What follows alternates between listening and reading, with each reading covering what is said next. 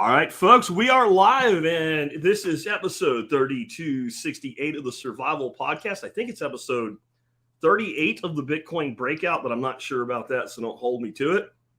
Today's interview has been a long time in coming. I first discovered podcasting 2.0 with Adam Curry last early spring, probably about this time last year, actually. And it sounded very exciting to me. I got involved, and I was kind of using like a clunky piece-together solution through a Discord bot or something like that.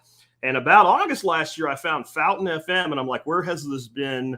Not just all my life, but the lifetime of all podcasters, because it was easy, not just for me, but for the audience. And I've wanted to get Oscar from Fountain FM on ever since. And they were stomping fires like crazy.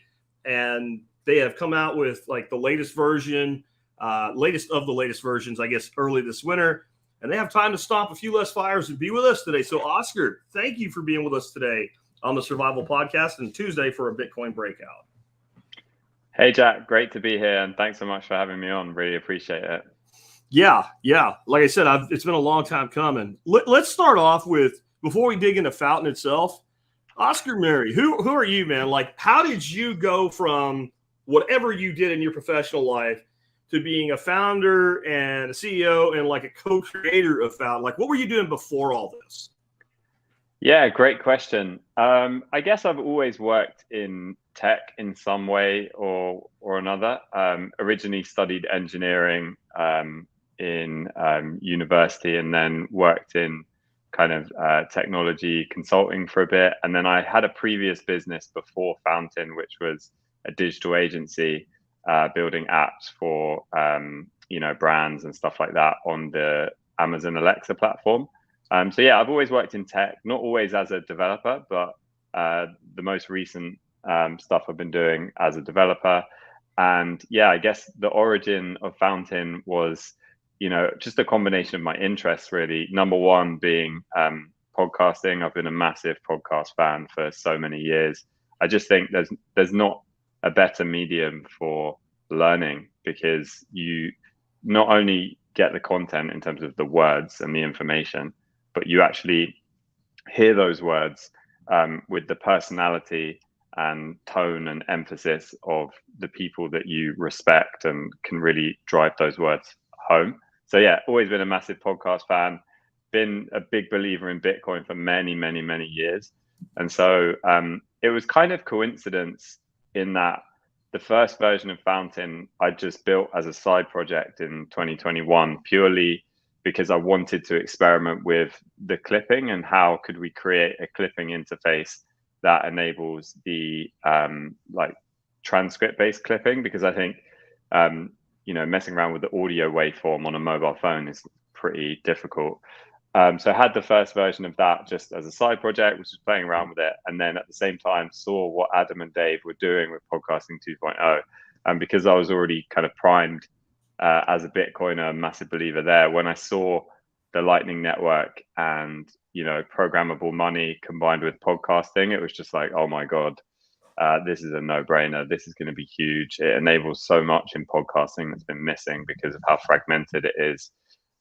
So yeah, decided to kind of double down on what I already had as a kind of side project. You used a word there, a phrase, really, programmable money. People have said that about Bitcoin for as long as I've been in the Bitcoin space, which goes back to early 2013. And I didn't get sounded great. It was one of those buzzwords where you're like, yeah, when I really understood what Lightning could do. So not at the very beginning, but as Lightning began to develop and actually take form, that word clicked in my head. And what I've been saying lately, and I think this is true, if there's an app on your phone or your device that can be monetized, that's not monetized in the next 5 years, it won't be on your phone anymore. Because why would I use an app that doesn't pay me when I could use an app that does? Or even if it doesn't pay me, I've talked about like building a traffic app, like a Waze app that's monetized, right? So if you monetize an app, you're going to get more participation. If you get more participation, your network effect goes up. And so it's a better app even for the person that doesn't care. And that's what I see you guys doing with Fountain. There's other apps out there that you can participate in the 2.0 network with, but they're not integrated for this kind of communication, not just between me and my audience, or my audience back to me, but between the audiences themselves. And that is phenomenal. It's also kind of one of those things, like once you see it, you go, yeah, why didn't everybody do this? And I guess it's good for you, right? That like Spotify and Apple and all are just stupid and they don't get this. Yeah, exactly. And I think, it surprised us as well, because we thought this was all about the podcasters getting paid. But actually, it's so much more than that. It's about the interaction that this enables, not only between the listener and the host, but between listeners and the other listeners. For example, in the past, you would have no idea who else is a passionate listener of that podcast if you just use the default player. Now, obviously, you can go outside of the player to maybe a Telegram group or a Discord or a community that's set up outside of the listening experience. But there's so much friction there. If you can just see directly from the player or the episode page, oh, here's another top fan of this show. Let me see what they're saying. Maybe I'll reply. Maybe I'll click through to their profile and see their clips. I think that's something that hasn't been possible before, and it's why it's so fun, basically, to send boosts and to support your favorite shows. So before we get too deep into features and stuff like that, when someone says to you, what do you do? And you say, I develop an app called Fountain, and they go, okay, what is Fountain? How do you answer that question? Yeah, that is such a good question, Jack. And I probably have like 5 to 10 different variations that I use depending on, who I'm talking to. But I think the most interesting answer to the question is if somebody just out on the street asks me, who knows nothing about Bitcoin, knows nothing about tech, how do I answer that question to them? And I think the main way I do that is with the comparison of Patreon, because most people that have listened to a podcast on any app have heard about Patreon. They kind of know what it does.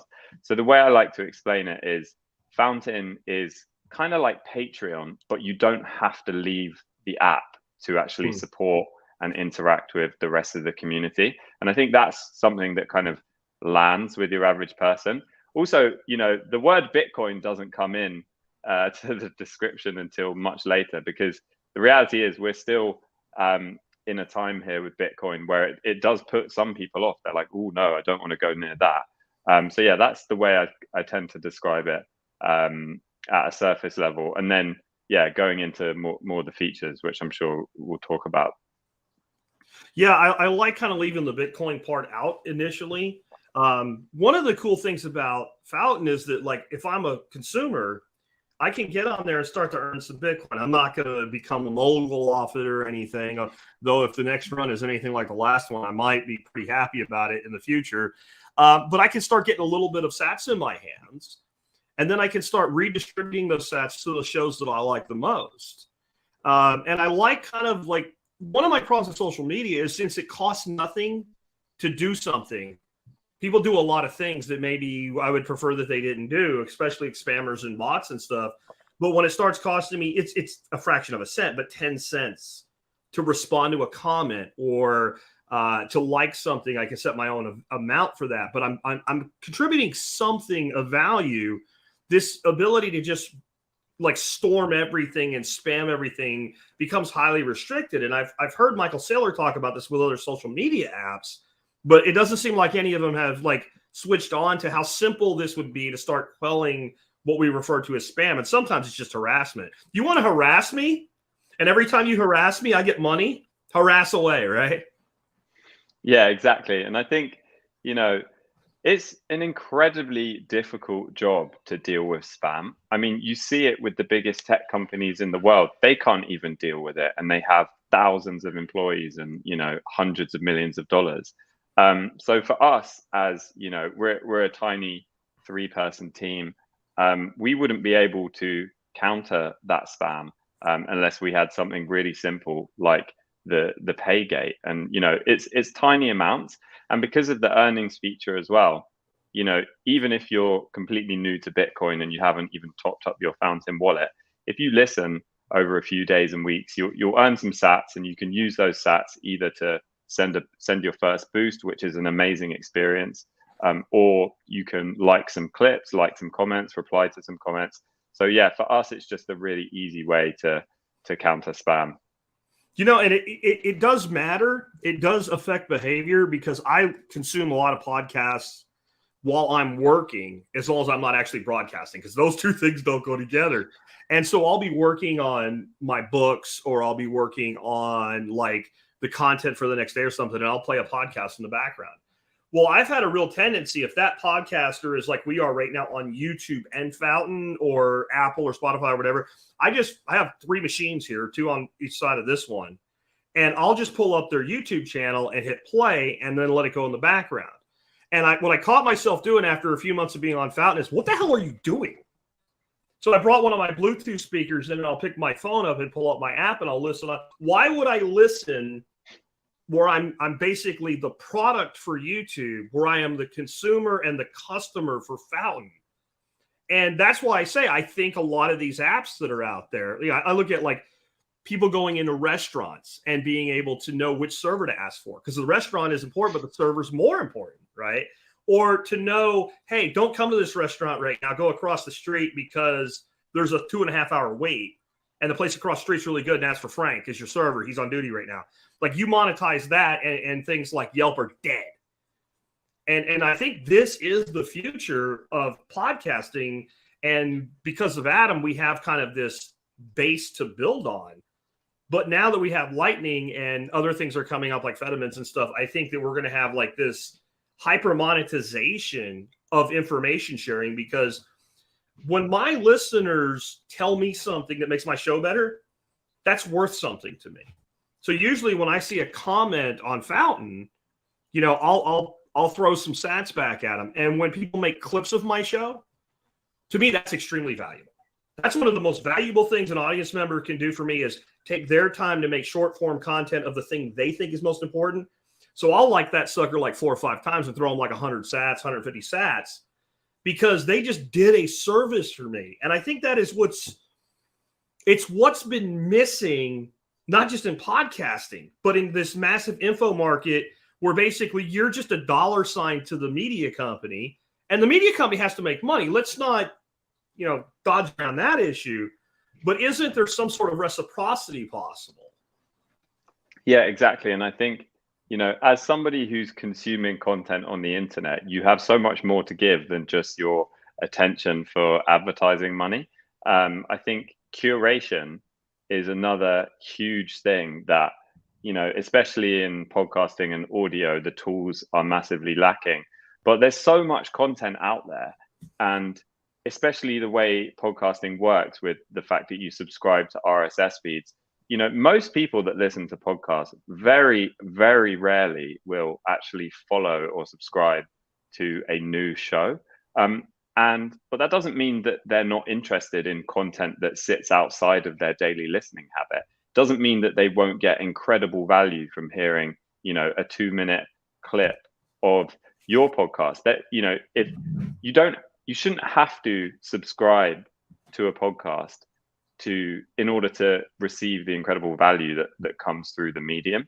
And I think that's where curation is such a powerful tool, if we can enable it in the right way, with the right product features, with the right UX.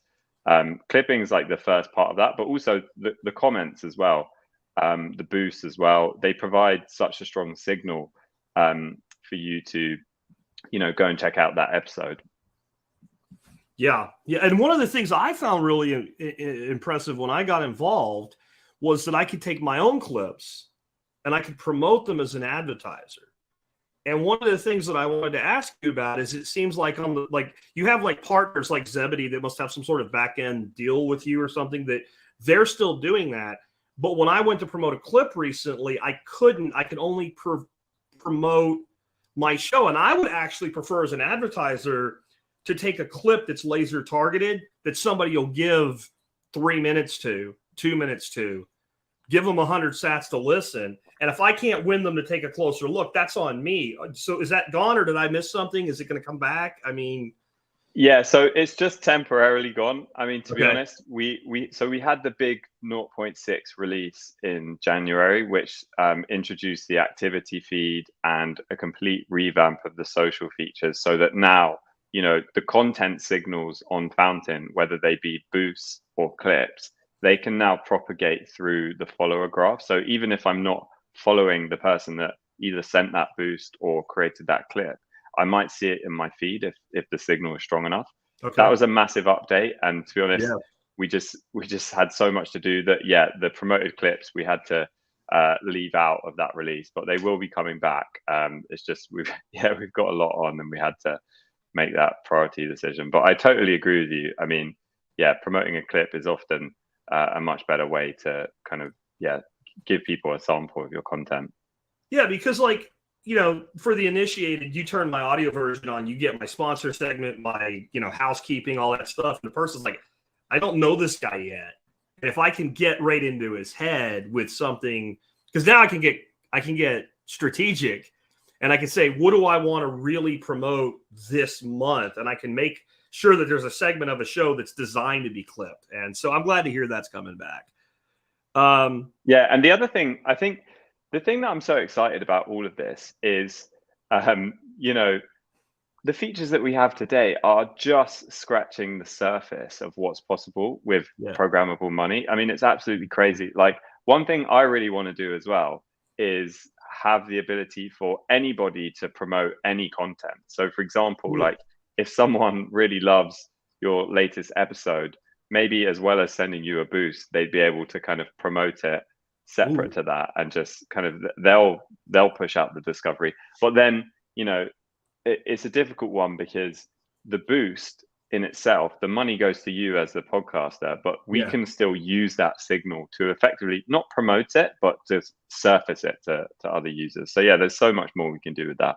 See, this is where it's dangerous to talk to a marketing podcaster, because then I start filling up your list. Like, I just had a word come into my head, promote-a-thon, where I could take something I want to promote this month and say, anybody, anywhere in my listener audience, you can boost the promotion versus me and fund my promotion for me. Because people would throw $1 at that. But if you take $1 times 1,000 people, right, that's better for me. It's better for you. And it's better for the audience, because this is what I find different about actual podcasting versus all of these, what I call fake podcasters today, these talking heads from radio and television, that after 15 years of people like me doing this are like, oh, I want a podcast too. And they just repackage their shit. The people that listen to their podcast are doing it for convenience alone.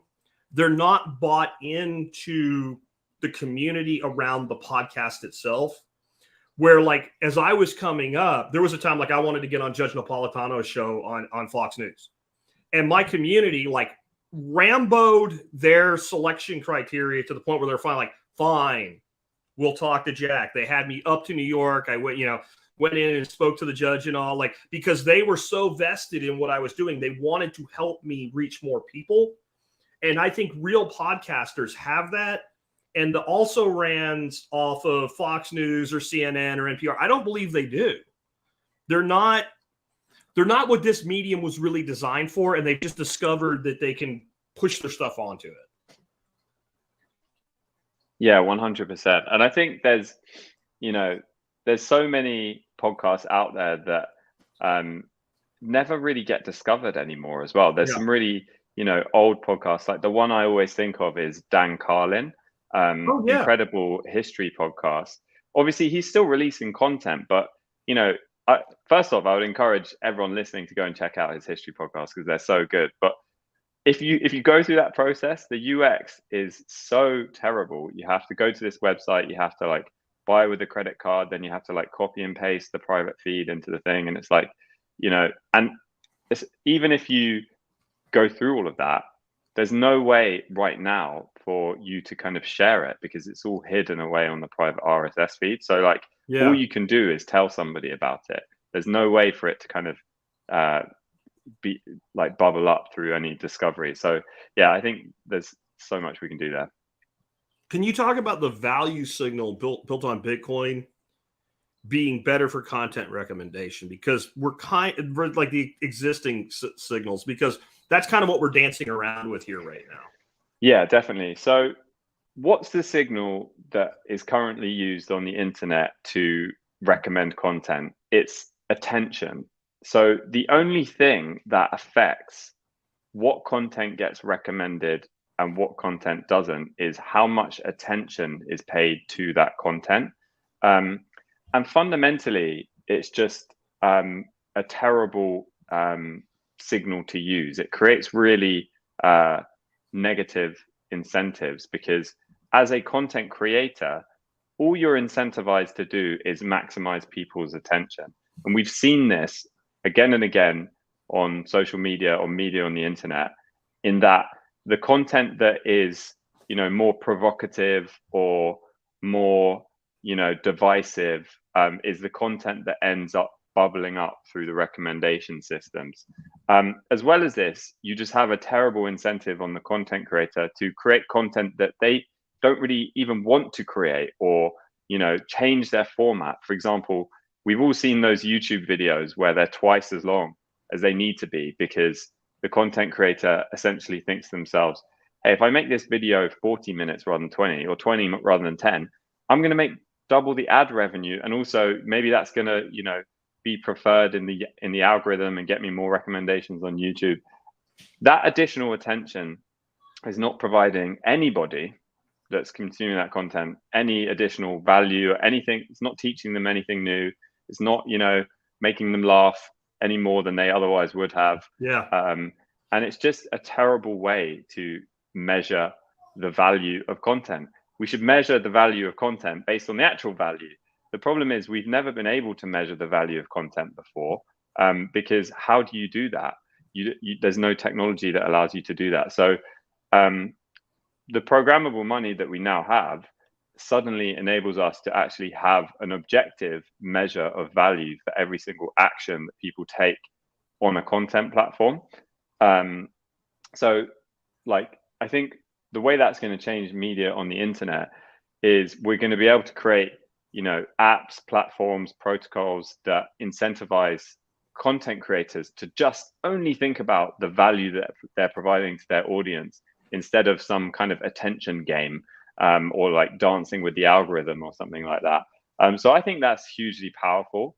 I think it's going to create a much better internet.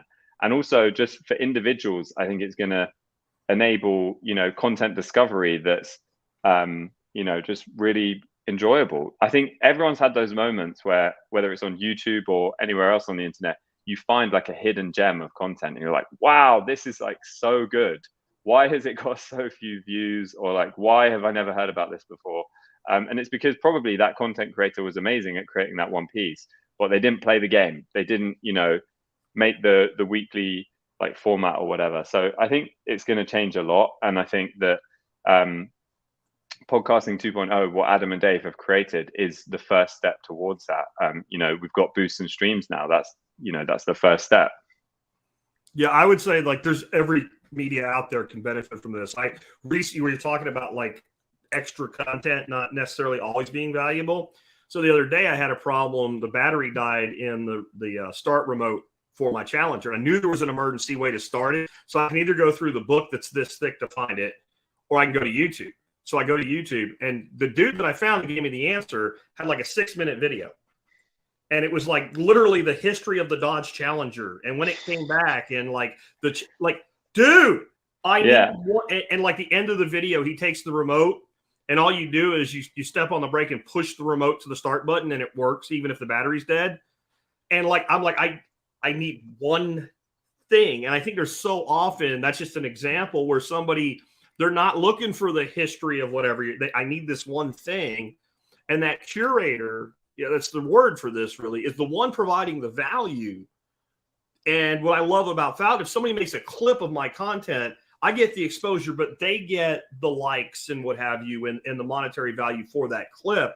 Because before I understood that, when I first started using it, I'm like, I don't know that I feel good about being paid for what the other person did. And then I real quickly realized, hey, this works the other way. And then what I found, what I thought was really cool, is I always actually got a little bit of my sponsorship money when I bought promotion from you guys back, because I'd make that clip, I'd promote the clip, people would like the clip, and I'd look, and this clip that I'd been running as a promotion for 3 or 4 days, there'd be like 3,000 sats. And that was actually a lot, because people generally are doing like a 10 sat, like on it. So I was getting likes to promote my clips and getting a small refund on my small. Like, I've never advertised that way. Where literally the person I'm paying to see my content is paying me back. Yeah, it's crazy. And if you don't understand that that's the disruptive technology, you probably work for Spotify or Apple. I'm just saying. You got some new stuff coming, or Podcasting 2.0 has like some new tags that are coming soon. And I know you guys are big on making sure that those are usable in your app. So what's coming from the 2.0 folks? Yeah, so I think the biggest example of what's coming in Podcasting 2.0 is the live item tag. So, right now we're doing this live. We're, recording it on various platforms and it's going out live to various platforms. But, one place where it's not going out to is the podcast app. We have to wait for, after the fact, you transition the audio into a podcast episode and then it appears there. And so, we're getting some great questions here on the live stream. Those are going to be lost if we don't kind of look at them. So with the live item tag, what we're hoping to do, and we're planning to, release this very soon, is actually have any boost, and also no one can boost us live as well. So we're hoping to have all of the functionality that you have in Fountain for episodes, have that for live streams as well.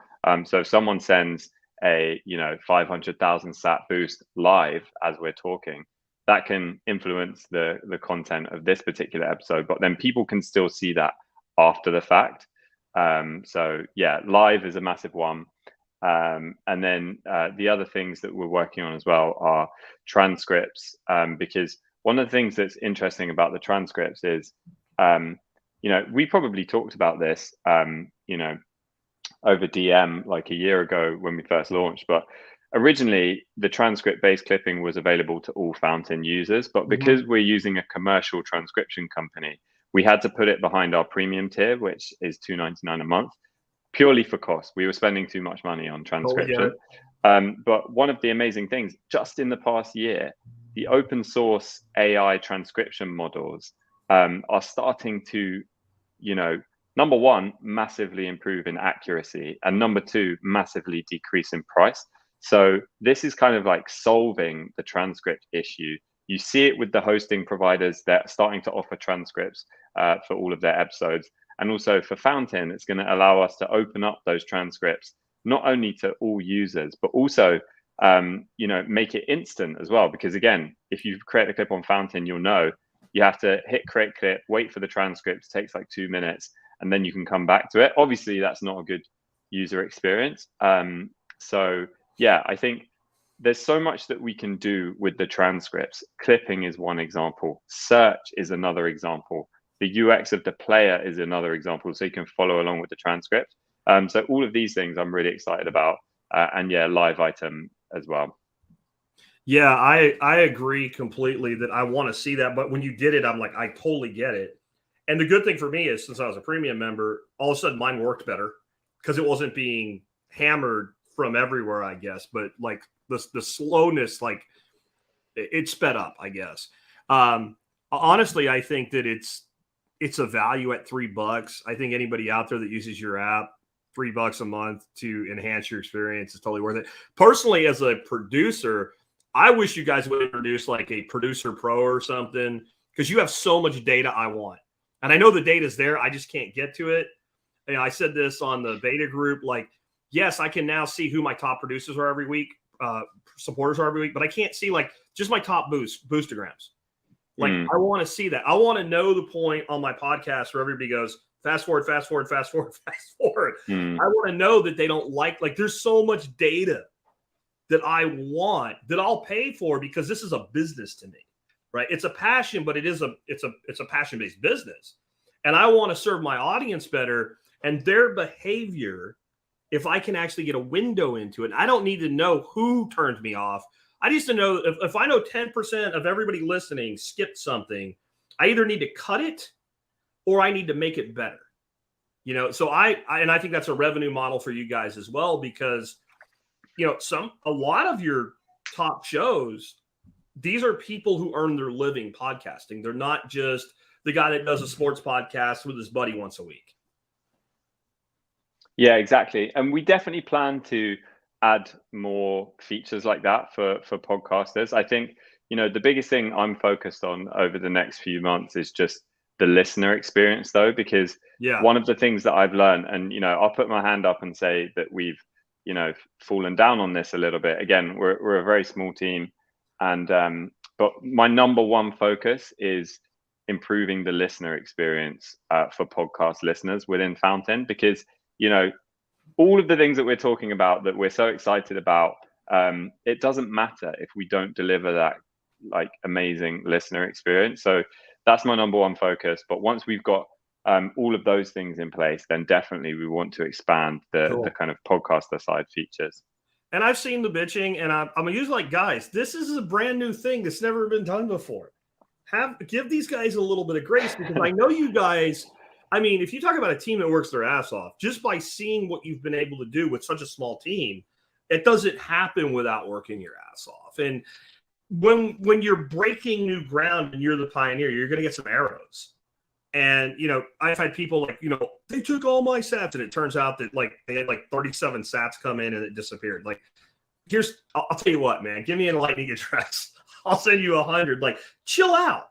Like, it's going to be okay. Like, these guys are not doing it they didn't do that to trick you out of 37 sats. And I think that people that go first into a new app need to understand, you guys aren't Spotify or, some giant tech team from Microsoft or something. And if you want radical disruption, then you also have to tolerate a little bit of disruption. And I would have to say that everything changed in January when you guys came out with kind of your new everything. And then, people like me, you had to do a ton of manual work for it. I don't really understand how, but like to shift all of the stuff over for me to get on that new platform because of the number of followers I have there and whatnot. It was a lot of work, but you guys did it, and everything. And if you're in this audience and you've listened on Fountain and you're thinking, well, back in November, I thought it was too buggy or whatever, you need to get back on there, because it is a totally different experience. So I've seen the progression forward, and it's been very impressive. Yeah, so the big release in January, Fountain 0.6, was, we were working on that for 3 or 4 months. And there were so many improvements, not only to the UX of the app and the design of the app, but also under the hood. We redid our entire payments infrastructure and data modeling from scratch. And so we had to not only transition everything over, but also run the two systems in parallel at the same time.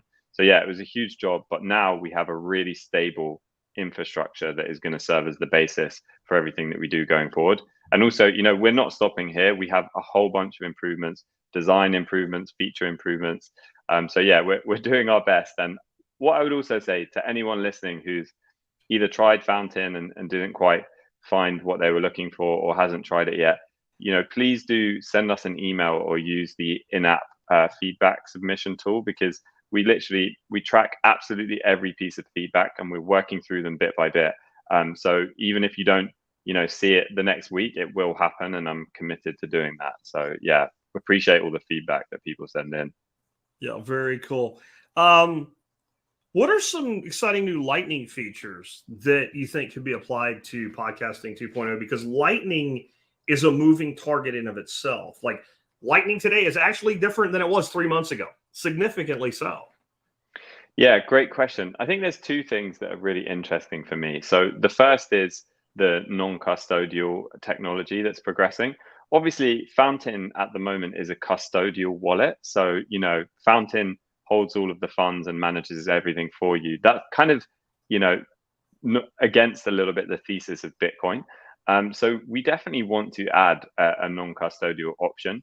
And there's some great developments coming along with that. One in particular, though, that's so important and it's not available yet, is the ability to receive an offline payment.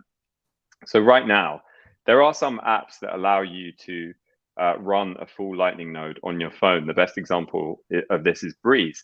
Incredible app. They do so many cool things, but they don't allow you to receive a payment when you're offline. So the way that we think about Fountain is we don't want to separate users that are listeners and users that are podcasters. We think that they are the same type of user. You know, any user should be able to earn from a podcast, whether they're a guest, whether they're a producer of the show who contributed some value. So if they're in the splits, you know, we need them to be able to receive the payments offline, you know, whether they're on a plane or they're, you know, asleep, no signal, whatever. So I think offline payments in a non-custodial way is something that I'm really looking forward to. I think it's going to take a bit of time. I think we're talking like maybe 1 to 2 years out from now. But for me, that would be incredible because it would allow us to offer the same features that we have in Fountain today, but in a state where you control the keys. You know, Fountain can't do anything with your funds unless we have access to your device. The approach we've taken is to try and push as fast as possible in a custodial way, because that's what we can do right now. But I'm hoping that in the future, we'll be able to kind of offer that non-custodial option as well. Yeah, I don't worry about it too much. I mean, you know, I get up to a few 100,000 sats, I do a withdrawal. You know, and that was the other thing. Like, I think you have some sort of partnership going on with Zebedee now, and that seemed to make a lot of the bugginess on withdrawals go away as well. Because now I can withdraw. I run a node and it's attached to Zeus, and I can use that. I play with Wallet of Satoshi. I actually do that because I bounce liquidity back to balance my node with Wallet of Satoshi, because it makes it really easy. You just send it in a loop and your liquidity moves back to the other side for a few sats. But yeah, I've had no issues. Like, I don't mean it generally works all the time. I mean, I have not had a failure when I hit send ever since that day. And I was getting like pretty frustrated. Like, okay, I know you're new, you know, your new app and all, but the ability to move the Bitcoin is a fundamental user experience thing. And that seems to have just like flat killed that thing dead. Yeah, exactly. And our partnership with Zebedee is what is, you know, producing that. You know, Zebedee are a massive company. They power the Bitcoin payments for a bunch of gaming companies, like huge gaming companies. So yeah, every single payment is much, much more reliable since January as well. Yeah, definitely. Let's take a few listener questions here. We've had a few come in already. This one might be never. I don't know. When will Fountain FM go to desktop? And that's, you know, I actually would prefer that because I have a really badass sound system tied into this machine over here, you know, but I can understand why you might not want to, because it might make the ability for people to game the system, like running 20 machines in, you know, someplace in the Middle East or something, a little easier to do. Because when you launched giving out sats, you had a lot of people basically trying to just drain sats out of the system. Yeah, so on desktop, it's definitely something that we plan to support. As I said earlier, though, we want to 100% focus on the mobile listening experience first. So we're not going to leave the mobile listening experience on Fountain unfinished or with, you know, any missing features before we move to desktop, but it will come eventually. Hopefully at some point this year, we'll be able to launch the desktop version as well and have all the things that you'd expect, like cross-device episode sync, playback position sync, all of that stuff. Yeah. Here's one. I've heard a lot of people rattle this around that they would like audiobooks available on Fountain. I think that's cool, but I also think it's kind of like you do what you do really well, right? So I think it would work, but then you got to get the content owner to, because right now you could do it. You could basically turn your audiobook into a podcast and you're done. I don't know if maybe that nut is better cracked by an audiobook app. Yeah, so for me personally, I love audiobooks almost as much as I love podcasts. And it's definitely something that I would like to add to Fountain at some point. I think the biggest challenge we have there, and also this kind of ties into the music question as well, is the commercial licensing. The reason we're so free to experiment with podcasting is because it's open RSS, and you as the owner of that RSS feed, you're not in any commercial deal with a publisher. You just have full control over your content. With audiobooks, obviously, there's this huge existing industry of publishers. And so if you want to launch an audiobook app, you kind of need to start dealing with that world and the commercials that exist around it.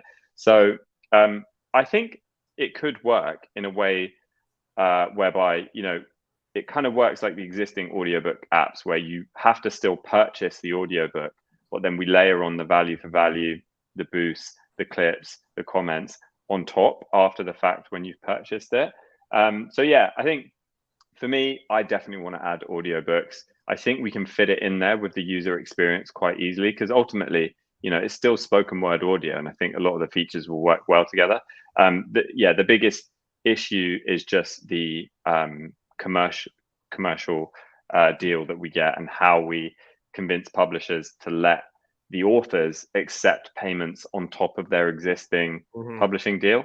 But I think we will be able to get that. And obviously music as another, I think value for value. Sony, Time Warner, all of that with their hooks in it. So yeah, exactly. But yeah, definitely audiobooks plan to add at some point. I'd like to see music done like as an option for independent artists who, again, if you're an independent artist right now, how can I put this? You hate money if you're not using every mechanism you can to monetize your content and get it out to your people. If I was an independent artist and I was the kind of person that's putting out regular new music, I would just take that audio file, get a thing called WordPress. Anybody's allowed to do it. And I would push my music into a podcast. And I would damn sure make sure I'm on the Podcasting 2.0 network with it. And so, if you think about it this way, like what podcasting did was it broke the gate. It didn't get past the gatekeepers. It made the gatekeepers in broadcasting functionally irrelevant, right? So let's go back to when I started my podcast in 2008. I am a guy running multiple tech companies and recruiting firms. I'm in the standard corporate America thing, working with this crazy entrepreneur from your side of the pond, right? Neil Franklin. And we're building all these companies and I'm done. I'm overweight. I'm tired. I'm out of shape. I hate my job at this point. I love the guy I'm working with. I love the team I'm working with. I just don't want to do this anymore. And I get this crazy wild hair up my ass. And I'm like, you know what I want to do? I'm a good speaker. I'm a good teacher. Teaching sucks. You don't make any real money doing it. I want to go into broadcasting. And I'm in my mid-30s at that point. Late 30s, I guess. Yeah, late 30s. So now what am I going to do prior to podcasting? Go schlep coffee as an intern at some radio station and beg to get on between like midnight and 4 a.m. maybe. And maybe in 20 years I can get syndicated and I'll be an old man. Instead, you take podcasting, and in 1 year I could have went full-time and my partner asked me to stay 6 more months and I did for him. So in 18 months, I'm a full-time podcaster with this massive audience and zero gatekeeper interaction, like none, and a complete bypass of everything. And that's the disruptive nature of what we're doing. And you want to kind of see that move out into these other spaces. Yeah, 100%. I mean, it would be amazing if both audiobooks and music as a medium just used RSS in the future. I think, there are some moves happening there. Obviously, we have the medium tag in the podcast 2.0 spec, which allows it. So yeah, I think we'll hopefully get there. It's going to be slow though, as Adam Curry always says. But see, with splits, you actually have all the solutions in front of you. So let's say I'm an author and I have a narrator, right? And I have an editor.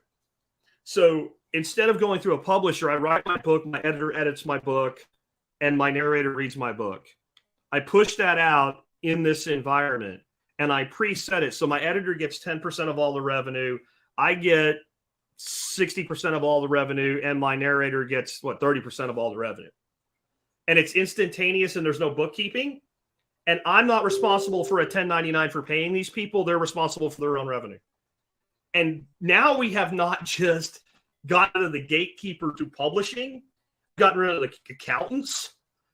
I've gotten rid of like 20 different positions that used to add over, what's the word I'm looking for?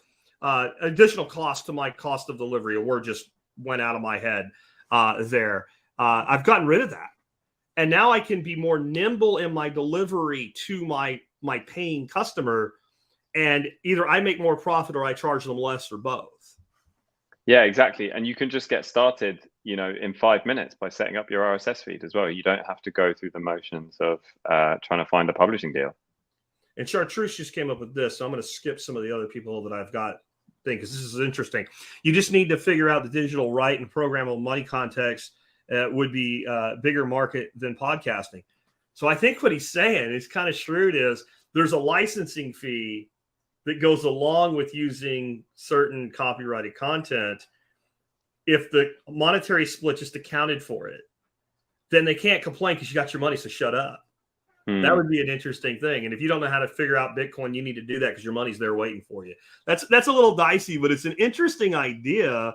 And, you'd probably get them on board eventually because it's streamlining the money to the person that's owed.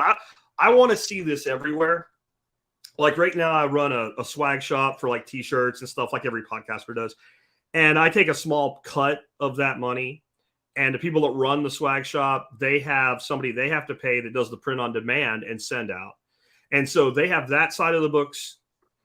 And then once a month or once a quarter, they cut me a royalty report. They send it to me with a check. Right. So there's 2 steps there. It would be great. I know this is off of what you guys do, but the person makes a payment. Money goes to the producer. Money goes to the shop owner. Money goes to the content owner. Done.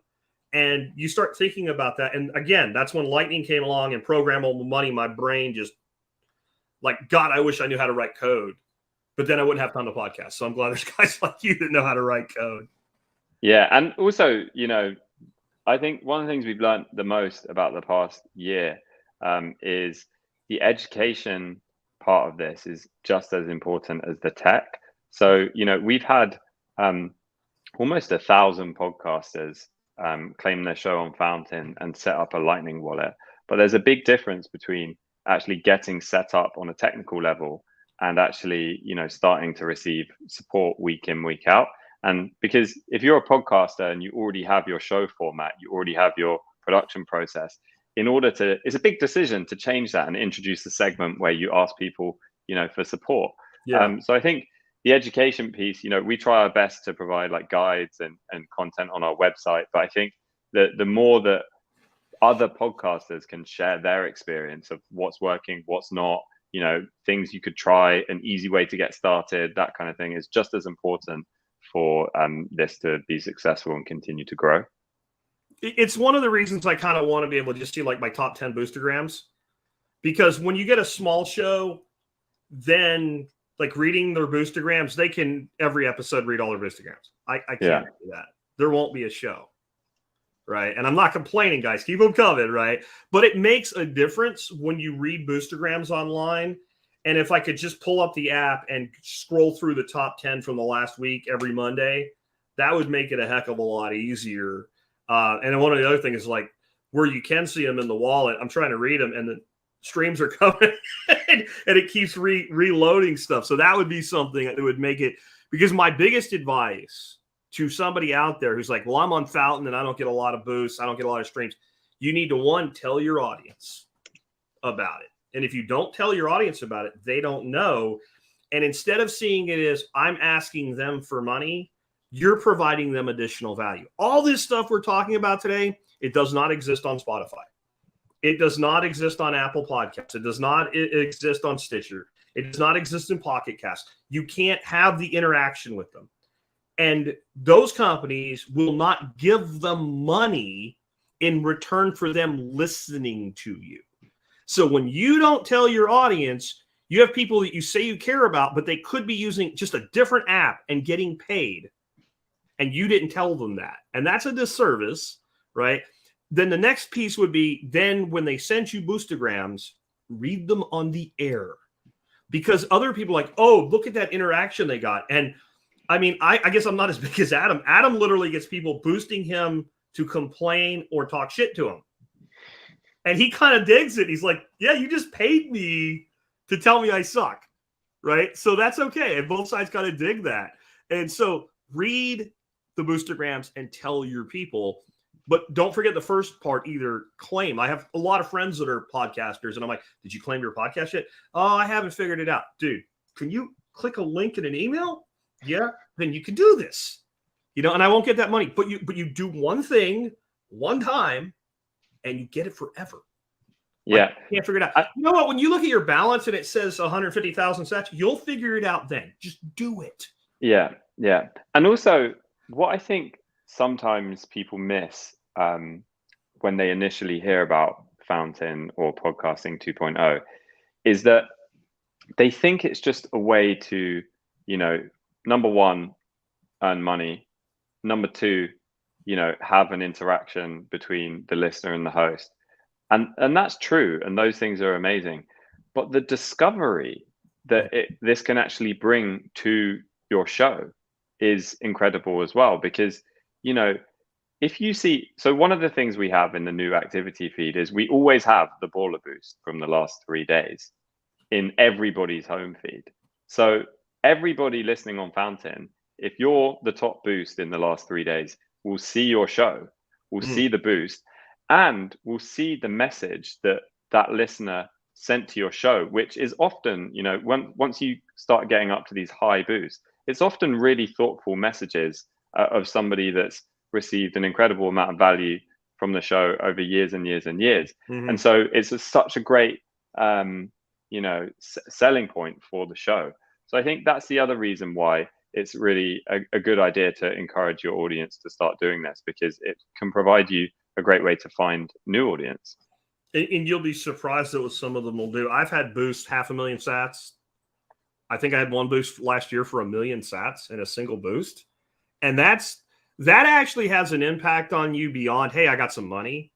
Like, you are connected to that listener forever in a part of your mind and your heart, because that person clearly has gained something from what you've done, or they wouldn't do that.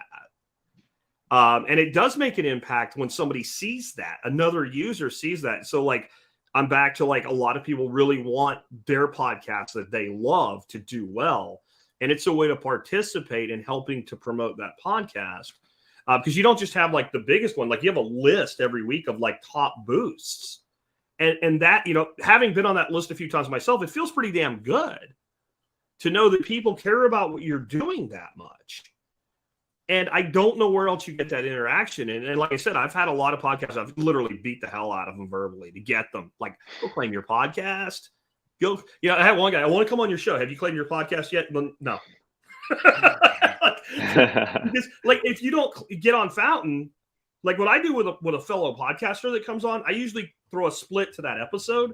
Like, that's something we haven't talked about yet. So right now, 20% of all my sats that come in over podcasting 2.0, and I guess we should say here too, you don't have to use Fountain to boost my show. If you're using any other app and I'm on Fountain as a producer and you're sending sats to my show, I just happen to get it through Fountain because that's how I'm interacting with you. But it's a lot like Nostr in a way. I can be on Iris and you can be on Snort and we see each other type of thing. Yeah, exactly. And that's so important as well. Like, none of this would work. None of this would be exciting if it wasn't cross-app, because it's the one thing that Apple and Spotify are never going to be able to do. You know, never. Spotify, they could easily sit down tomorrow, look at the features that we have in Fountain and say, okay, we're going to get some designers, we're going to get some engineers, we're going to build this. They could do it easily. But the thing that they'll never do is build that system in a way where it's open and it works with open podcasting, open RSS and other apps.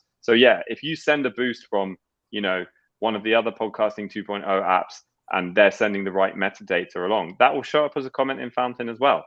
So yeah, that's the beauty of it. And hopefully we can do more and more in terms of, you know, integrating the apps and letting people reply across apps and stuff. You know, Nostr is a great example of something that could help us do that. Yeah, I mean, so that's why I always say, like, if you're in Fountain and if they're like a sophisticated user and maybe they're using something else and they're using their own node, give me your pub key. Yeah, exactly. And so right now, the guy that handles like my server and all my technical shit, and like Saturday when my email went crazy and I thought I was hacked, reconfigured everything and made sure even if it was a hack, we were safe until he got home while he was out and about. He gets 20% off the top of every single thing that comes in through the 2.0 app.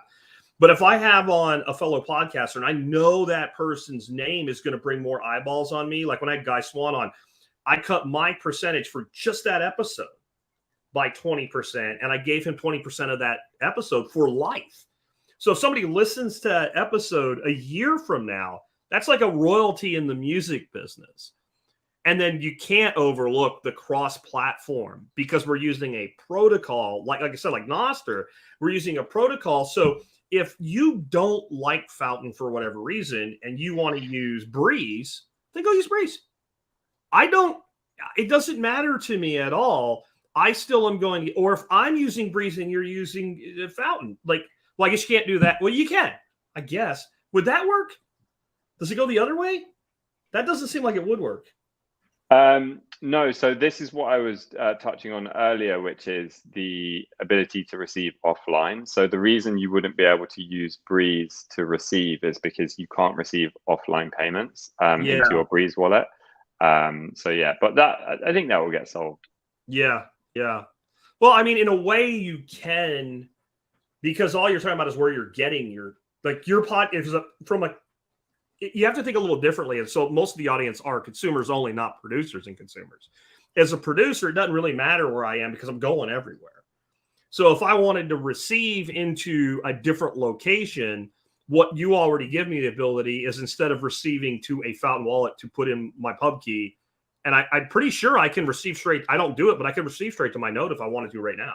Yeah, you could. Yeah, you could have 50%. And some podcasters do this as well. You could have 50% go into your Fountain wallet and 50% go to your own node as well. But obviously, so you could do that. I kind of like receiving in a Fountain, throwing it over to something like Wallet of Satoshi or Blue Wallet, tossing it over my node, and then eventually pushing it back on chain because go track that. Right? Yeah, I just kind of move it because it doesn't cost much to move. That's the whole point of Lightning, right? You can move it around to multiple locations. We're kind of dancing on this right now, but K-Bonk wants to know, maybe are there any other improvements from listener experience that you're considering that we haven't talked about? Yeah, so I think there's a couple of things. The first is, there's actually three categories. The first is just the management of your library. So the ability to add new sorts and filters and just making the UX of managing your library and your queue just a lot more smooth. And that's something we should have a release out soon on that.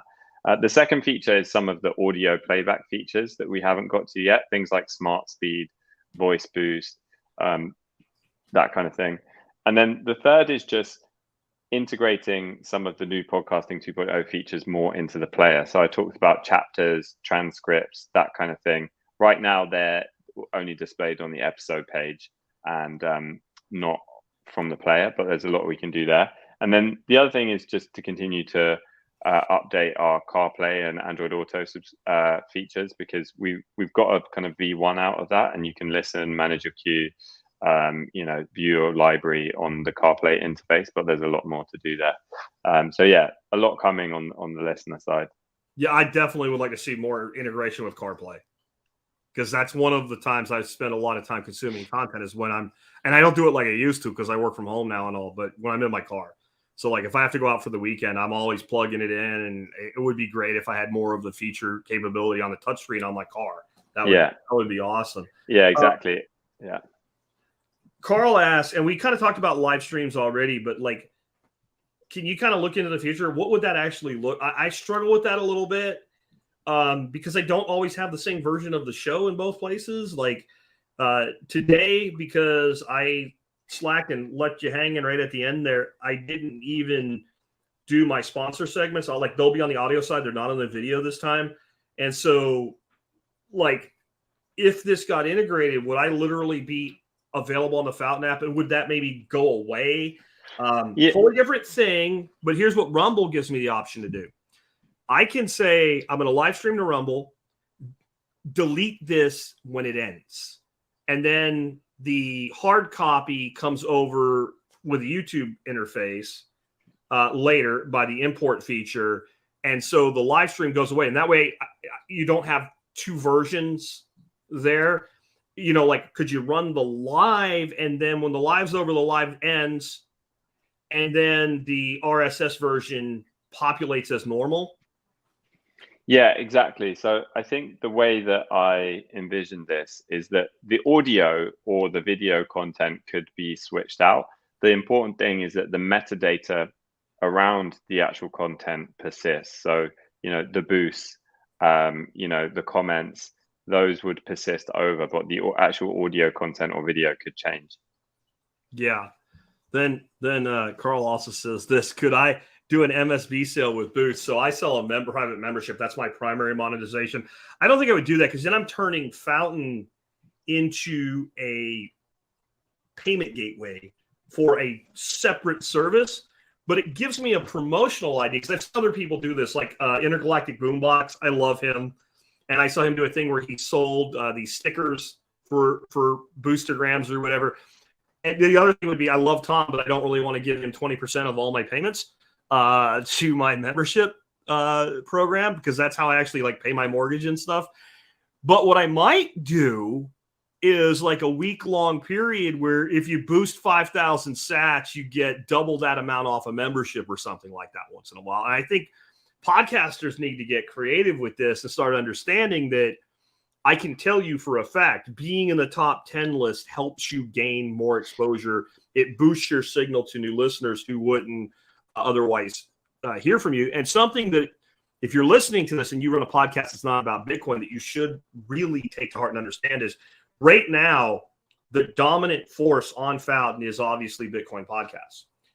There's something about being a no agenda, which has a lot of Bitcoin content, but has a ton of stuff that has nothing to do with it, or a survival podcast that's talking about farming one day, business the next day, Bitcoin the next day, and news events the next day, that sets you apart when you're visible there. Although this is something different.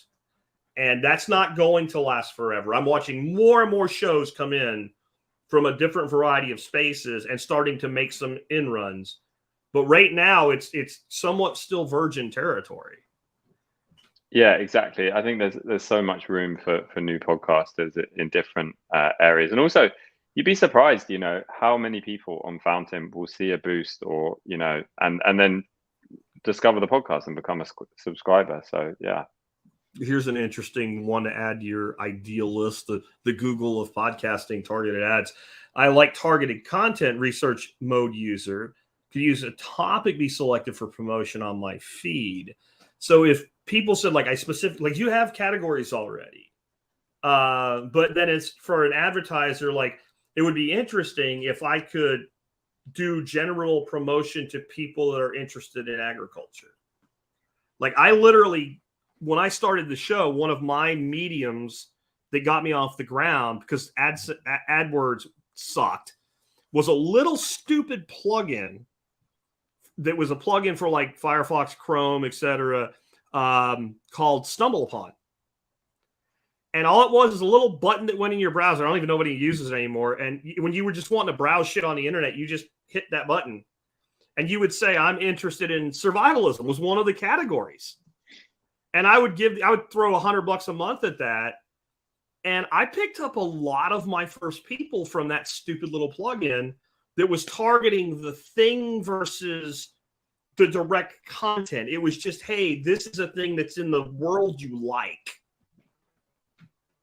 Yeah, I think there's a lot more that we can do there. I think that, it comes back to what we were talking about right at the start in terms of why I ended up building Fountain, is because I think that podcasts are such an incredible way to discover, really fascinating things about the topics you're interested in.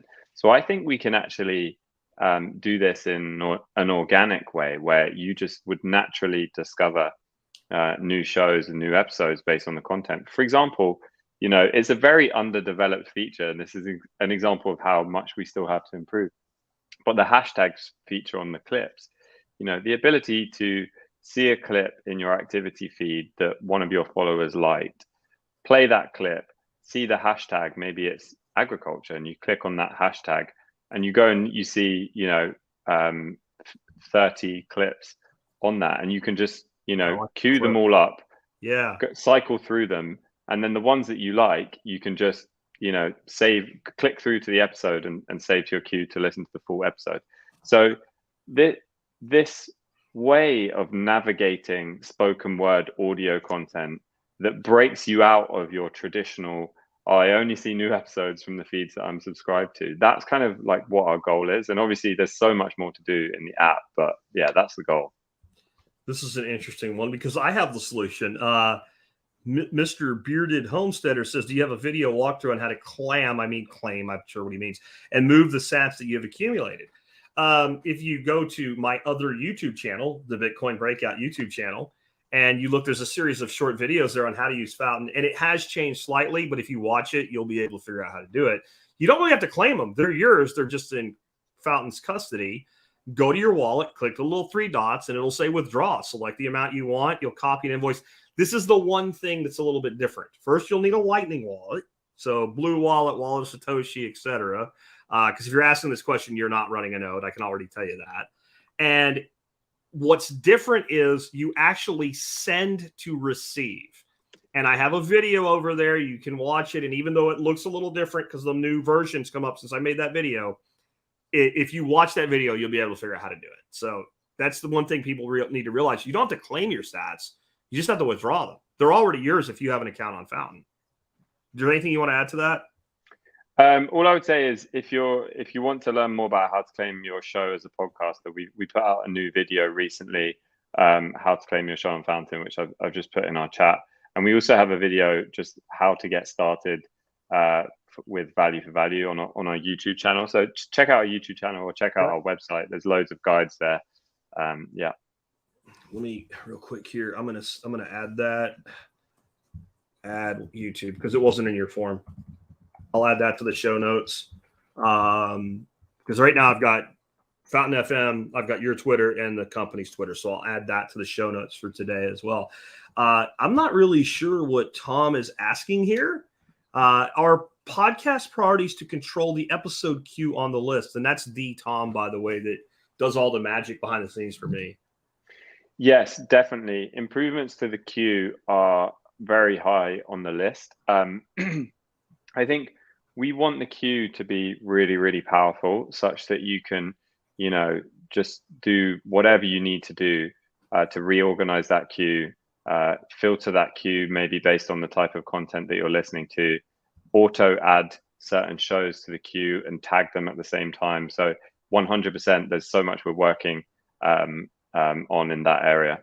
And I think Drag Life's asking the same thing there pretty much, right? Like, yeah. So that's being worked on because that would be great.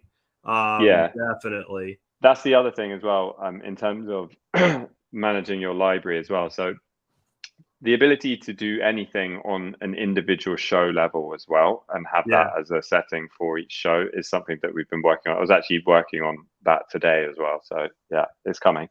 And here come there, they start asking for everything now. David wants to know any chance that you can get more options for playback speed. 1.25 is too fast sometimes. What I'll say about that, I am not the guy that listens at a higher rate of speed because I want to listen to more content. There are people, how can I put this kindly, that maybe podcasting should not be their first choice of enterprise, and they kind of talk like this. And I do like the ability, because a lot of times they're actually really interesting topics, and I like the ability to speed them up a little bit at a time so I can get it to where they sound like a normal speed. And that's what, like, I've even had, professional narrators on Audible, and you're listening to the book and you're going, oh my God. And you put it up on like 1.1, 1.2. Oh, there we go. Now I can listen to this. Yeah, definitely. We do plan to add more granular playback speed options, though, for sure. Cool, man. Well, this has been a great discussion. I'm glad we finally got together. Let people, again, I mean, it's pretty obvious here from Fountain FM, but how can they find out more? And do you have anything going on that people may want to tie into for more information than just visiting your website? Yeah, well, I would say, first off, if you haven't tried out the Fountain app for listening to podcasts, please do give it a try. And if you have previously tried it out, like, go back and have a look at the new 0.6 update, because there's loads of cool new stuff in there. But yeah, if you like what we've been talking about in terms of value for value, changing the way media and content is recommended on the internet, escaping this attention trap that we've kind of fallen into over the past 10 years, then yeah, just please give us a try. We're live on iOS and Android. Just download the app. And the other thing is, please keep your feedback coming in the app as well. Like we are listening to every piece of feedback that comes in. It does have a direct influence on what we build and what we work on each week. So yeah, please do keep sending in feedback. And then the final thing I'll say is just, as Jack said, he's been screaming at every podcaster he knows to try and claim their show on Fountain. And I would encourage everyone, like, do that. Like, go into your list of shows, figure out which ones are Lightning enabled and which ones aren't, and send them an email. Just send them an email and say, hey, like, I would love to support your show here. It takes it takes just a minute and a couple of clicks to get set up, because that's the thing that we've seen work is it's listeners that email their favorite shows and get them set up, and that's how this thing spreads. So yeah, if you want to do any of those things, that would be incredibly helpful. And Bearded Homesteader, is there any benefit to getting the premium version? That's listed what you get. I would tell you, for me, the most valuable thing in that package right now is that when you're doing clips, you can use transcripts. So when I go to make a clip, a textual transcript in blocks, which are very well delineated blocks, shows up. And I can click the text that I want to make a clip out of and maybe trim a little off the beginning or the end and publish that clip. And that's worth $3 a month to me. If you like making clips, it's totally worth $3 a month. And I don't know, like, what you're walking to not be an exchange, what legal line you're walking as a UK company. But I would love to see you guys do something like, instead of $3, it's $5, but $2 worth of sats go to the user. Right? I don't know if that puts you in the world of exchange. I don't know that it would, though. Or accelerated earning, where they can earn up to an extra $2 or something, like, because if you did that, then the ecosystem moves faster.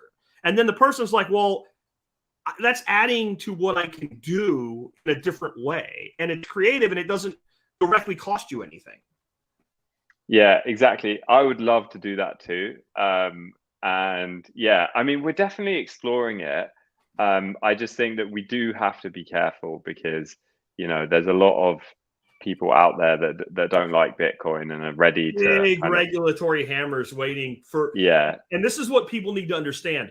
They don't attack everything. They pick places to attack that are easy. And that's not just Bitcoin, that's the crypto space. Like, why do you think they went after Ripple? Why do you think they went after Odyssey? Because it was a soft target. And I think what a lot of the regulatory bodies are doing, right, if I can get enough soft targets and I can hammer them right, then I have precedent legally to go after others.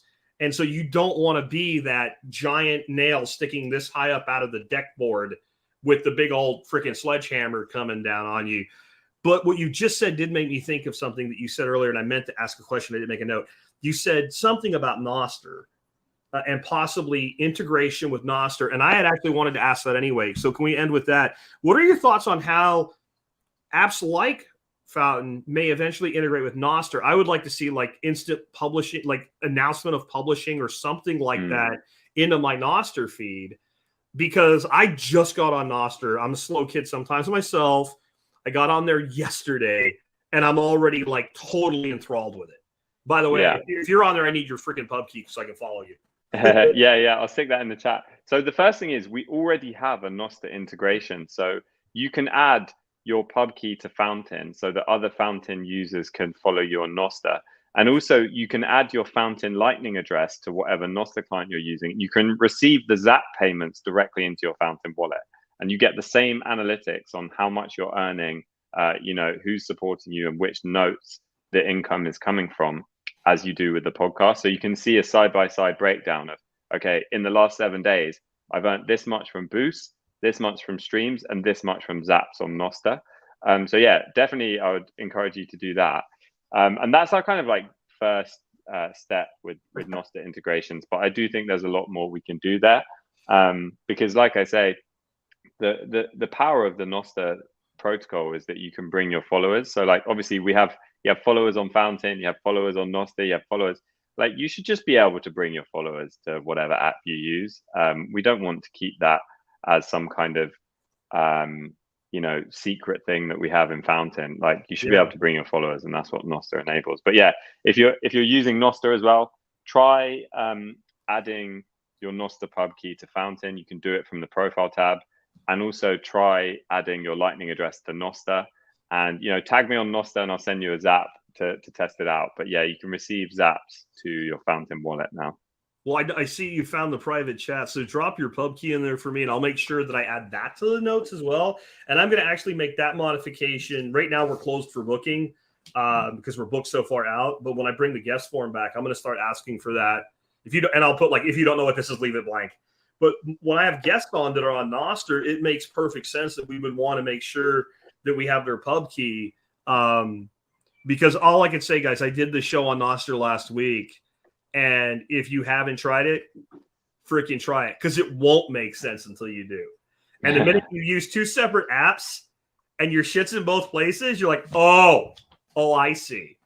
And then, you know what? We talked a lot today about Fountain being new and having some grace with things as people work through it.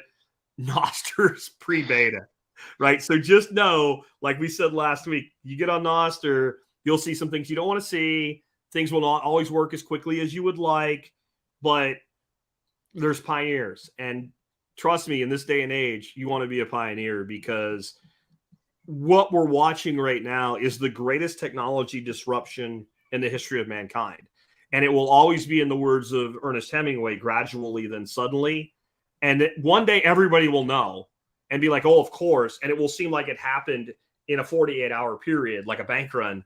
But it will be this lead up where you put down your anchor and you build your fortress inside it. And so I'm excited that I got on Fountain as early as I did.